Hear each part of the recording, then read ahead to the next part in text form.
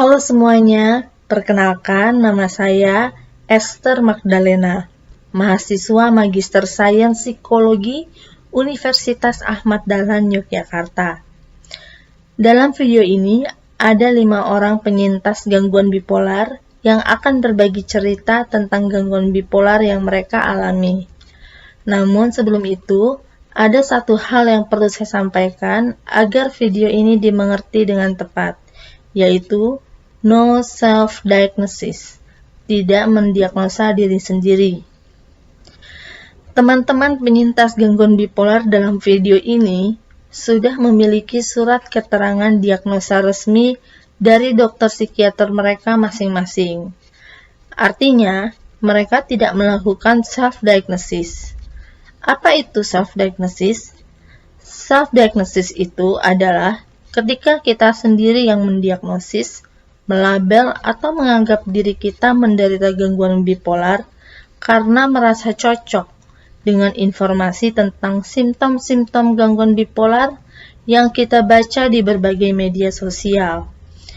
Hanya karena merasa cocok dengan informasi itu, kita menganggap diri menderita gangguan bipolar tanpa konsultasi dengan psikiater atau psikolog klinis sebagai tenaga kesehatan mental yang berwenang mendiagnosis. Karena itu, jika teman-teman merasa ada kecocokan dengan konten-konten simptom gangguan bipolar, termasuk dengan video psikoedukasi ini, konsultasi dululah pada dokter psikiater dan psikolog klinis. Seperti yang dilakukan oleh kelima penyintas gangguan bipolar dalam video ini. Mereka semua didiagnosa oleh dokter psikiater, bukan oleh diri mereka sendiri. Demikian pengantar dari saya.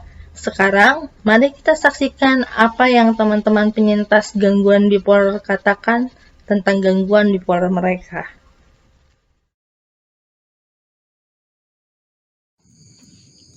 Halo teman-teman, perkenalkan nama aku Diah Arijayanti, biasa dipanggil Diah, dan aku adalah seorang survivor bipolar sejak 2012, berarti udah 10 tahun ya, lama juga ya. Nah, di sini aku akan sedikit menceritakan tentang pengalamanku dengan bipolar ini. Pasti akan timbul pertanyaan ya, gimana sih rasanya kena bipolar gitu? Dan jawabannya adalah berat. Apalagi di tahun-tahun awal kena bipolar. Itu berat sekali. Saya nggak tahu ini apa. Aku nggak tahu ini apa. Aku harus ngerasain dua kutub berlawanan yang ekstrim, mania dan depresi, mood swing, dan aku juga punya delusi berupa waham kebesaran itu, dan waham kebesaran ini membajak pikiranku, membawa aku keluar dari konteks, membuat aku tidak fokus. Itu berat sekali di tahun-tahun awal.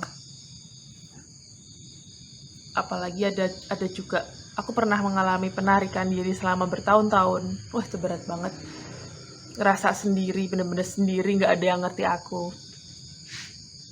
Tapi pada perjalanannya, seiring berjalannya waktu, aku berusaha untuk lebih mengenal penyakitku ini. Aku gabung ke komunitas ada Bipolar Care KPSI, dan pada akhirnya malah aku dapet jodoh juga sesama mental health survivor, sesama penyintas gitu.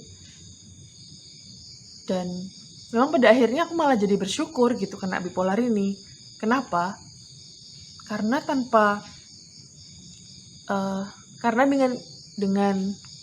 dengan adanya bipolar ini, aku sadar akan ada hal-hal penting yang sebenarnya esensial dalam hidup yang nggak akan aku pelajari kalau aku nggak kena bipolar gitu. Kayak misalnya bagaimana memahami perasaan orang lain,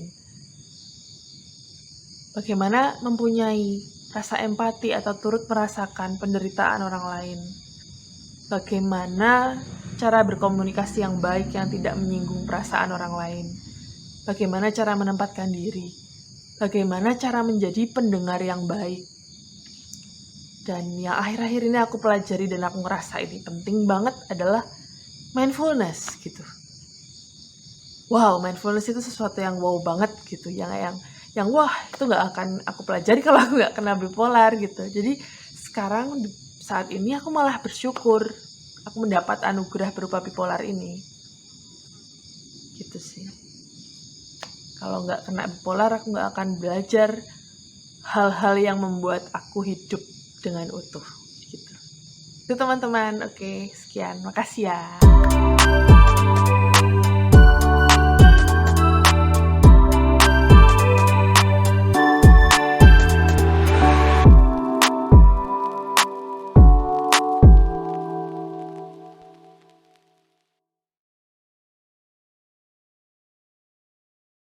Nah, saya Kalista Cincia, teman-teman biasa manggil saya Cia. Saya saat ini berusia 21 tahun. Kesibukan saya saat ini adalah saya seorang mahasiswi psikologi semester 5. Saya mengidap bipolar disorder itu yang benar-benar keluar diagnosa secara resmi itu tahun 2016. Dari situ saya banyak berproses. Saya juga akhirnya banyak menemukan pembelajaran, banyak mencoba belajar tentang makna dari penerimaan itu sendiri. Dari semua perjalanan saya itu, saya menemukan sisi negatifnya adalah bipolar disorder itu membuat saya terhambat juga kadang untuk maju. Ketika fase depresi itu, saya sulit untuk mengembangkan kreativitas saya, untuk menyukai hal-hal yang sebenarnya bisa membuat saya maju. Terus ketika manic juga saya jadinya sulit terkendali, saya jadi terlalu boros atau mungkin saya bisa melakukan tindakan impulsif yang beresiko. Apalagi kalau fase campuran itu juga bisa membahayakan nyawa saya sendiri. Tapi di balik simptoms itu semua mungkin saya harus bisa mencari sisi positif atau pemaknaan lain dari sekedar gangguan gitu. Selama saya berproses, akhirnya saya menemukan bahwa dunia ini mungkin warnanya bisa sekontras itu. Jadi saya ngerasa bisa merasakan hal yang mungkin sedikit berbeda daripada yang lainnya, dan ya saya mencoba memaknai itu sebagai suatu hal yang spesial, yang istimewa. Selain itu mungkin proses penerimaan yang terjadi dalam diri saya itu mungkin lebih unggul daripada orang-orang lain. Mungkin orang lain hanya punya porsi-porsi tertentu dalam mencoba penerimaan, tapi mungkin Tuhan memberikan saya porsi yang lebih. Dari situ saya belajar tentang makna penerimaan yang besar itu karena saya memiliki bipolar disorder dan saya harus hidup dengan itu. Gitu. Mungkin sekian yang bisa saya sampaikan buat teman-teman semua. Terima kasih.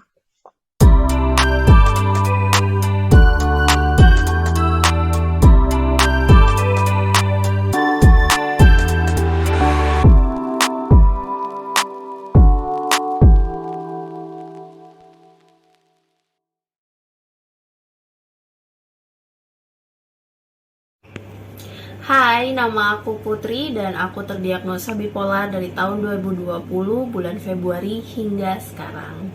Banyak yang salah mengira kalau bipolar itu adalah dua kepribadian atau kepribadian ganda. Padahal itu adalah salah. Secara singkatnya, bipolar itu adalah suatu gangguan emosional atau gangguan mood yang sering berubah-ubah secara drastis. Yang aku alami setelah aku terdiagnosa bipolar ini, banyak orang yang berpikir kalau aku itu kurang beriman, kurang sholat, kurang ngaji, kurang mendekatkan diri kepada Tuhan. Padahal hal ini muncul karena trauma-trauma masa kecilku yang pernah aku alami. Aku juga berusaha kok untuk menerima dan mengikhlaskan atas apa yang terjadi di masa kecilku dulu, tapi semua itu butuh waktu. Pesanku, aku berharap teman-teman bisa lebih waspada terhadap kesehatan mental. Kami butuh disupport sebagai bagian dari masyarakat yang hidup dan menghidupi.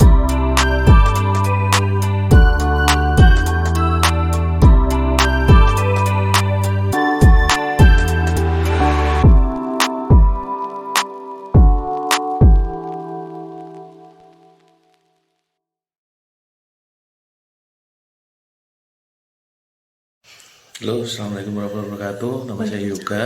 Nama saya Adon. Kami suami istri penyintas bipolar ya. Iya. Dan saya bekerja sebagai punya band, MC, event organizer, kemudian pemandu wisata Kalau saya ibu rumah tangga dan pembatik. dan pembatik. Oke, sisi negatif jadi penyintas bipolar ya. Kalau dulu itu mungkin ya nggak pede, takut merasa kurang dihargai, nggak punya harga diri, terus apa ya? Minder sih. Kenapa berbeda? Enggak sih. Berbeda. Soalnya Berbeda. saya dulu bipolar yang tipe manik dan istri saya bipolar yang tipe Depresi. depresi. Sisi negatifmu apa pas punya bipolar? Merasa berbeda. Terus kenapa kok hidupku kayak gini? Terus minder sih, minder. Iya ya.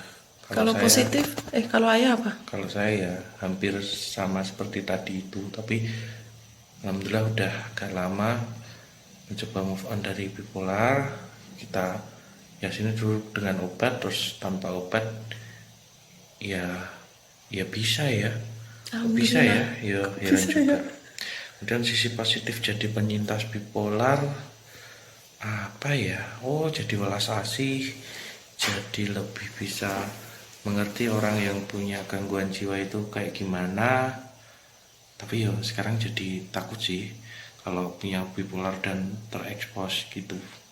Kalau aku sisi positifnya itu kalau kita sadar sama setiap fase itu bisa dimanfaatin. Misal kalau lagi fase depresi itu kayak bisa bikin karya, misal bikin lukisan, bikin motif, terus bikin puisi atau kata-kata. Tapi kalau waktu manik itu kan energinya banyak ya, biasanya buat bersih-bersih rumah. Itu sih. Ya apa? Kalau aku Tambahan. gimana ya? Kayak udah lupa sama bipolar. Ya alhamdulillah ya. Ya sebenarnya kita lepas obat juga waton ya, tapi ya Nggak boleh ditiru. nggak boleh ditiru sih. Tapi ya setiap orang punya cara buat metodenya buat sembuh sendiri-sendiri. Jadi tetap semangat teman-teman dan kita ya pasangan suami istri ya penyintas Sama-sama bipolar. ya masih bisa hidup sampai sekarang, masih